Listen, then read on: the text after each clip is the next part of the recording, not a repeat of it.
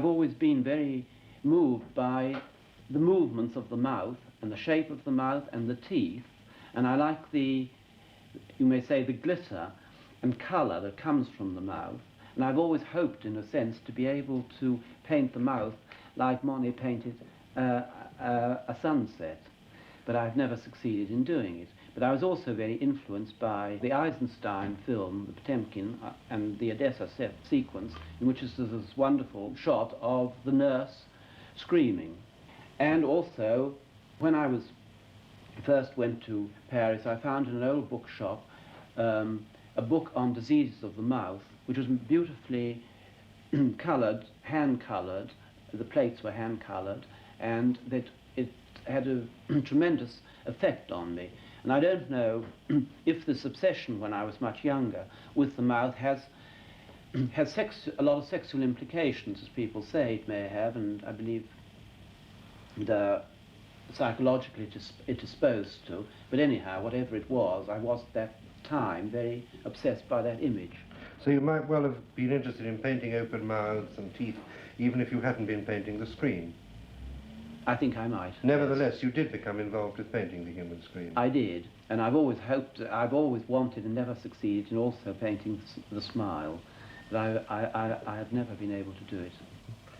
Actually, in your work as a whole, there are relatively few paintings that have ostensible subjects which might be called horrific, and most of them are fairly straight subjects of figures seated in rooms and so on, and yet people have a sense that your work as a whole is horrific.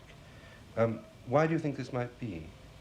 Well, I don't think so. I mean, you may say the carcasses of meat. It's true that when you go into a butcher's shop, you see the beauty of the meat, how beautiful meat can be. But when you think about it, also, you can think of the whole horror of life, of one thing living off another, and the natural pattern of life, and the natural sequence of life. I mean, it's why when all these stupid things about bullfighting, because if you go, people will eat meat and then complain about bullfighting. The thing is so mad. They will go in and complain about bullfighting covered with furs and birds in their hair. I mean, it's so illogical. But yet people's sense of your work as being horrific is not really justified by the ostensible subject matter. Why do you think they have this feeling that it is? Well, the thing is, I've always hoped to put over things as directly and rawly as I possibly can, and perhaps if a thing comes across directly, they feel that is horrific. Yes, because if you say something, even if you say something very directly to somebody about something, they are sometimes offended, although it is a fact. Mm-hmm. Because people tend to be offended by facts, or what used to be called truth. Let us say that you have a model, somebody you have already painted many times from memory. Yes. Have you ever had such a person sitting for you? Yes. And what has happened? They inhibit me. They inhibit me because one of the things is I would, if I like them, I don't want to practice the injury that I do to them in my work before them, if I like them.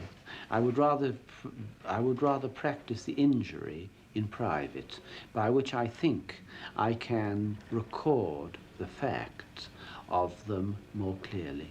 In what sense do you conceive it as an injury? Well, because people nearly always believe that the distortions of them are an injury to them, no matter how much they feel for or how much they like you.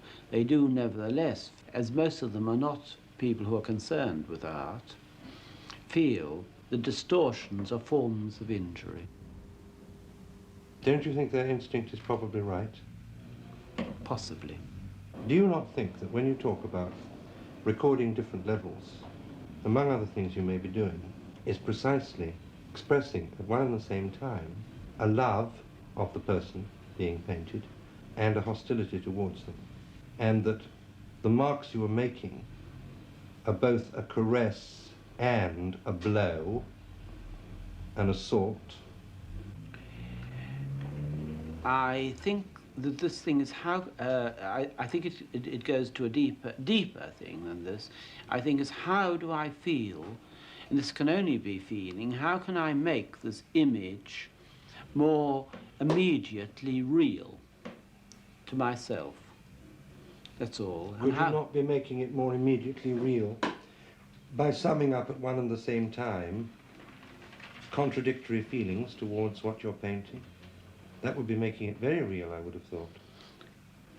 Well, I think that then you would be going into psychological ways of, of seeing. And I don't think that most painters do. I think most painters are actually, at any rate today, are attempting to bring over the image that they want to record as strongly and as immediately as possible onto the nervous system, and it is not actually as involved, although it may be subconsciously involved with what you say, but I don't think it's consciously involved at all. If it was consciously involved, the result would be disastrous. But don't you think, and this is why I say that your sitter instinctively sees this as an injury, which in a sense might be thought naive, but I'm suggesting that the sitter's instinct is right. It may be right. In realising what's really going on. What you're really saying is that what Wilde said, you kill the thing you love. In the paintings of men in rooms, there's somehow people feel there's a sense of claustrophobia and unease there. Are you aware of this yourself?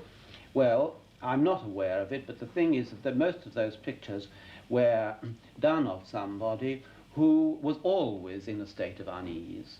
And whether that has been conveyed through these pictures, I don't know.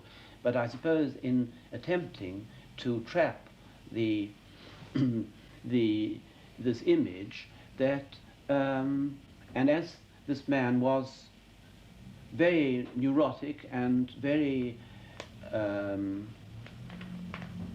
almost hysterical, that may possibly have come across in the paintings. It's interesting that people want to read meanings into your pictures as if they were problem pictures or narrative pictures of some sort. But one wants to read. People like to get a meaning from everything. But they want to get a sort of story, don't they? Or to see the pictures as a kind of comment.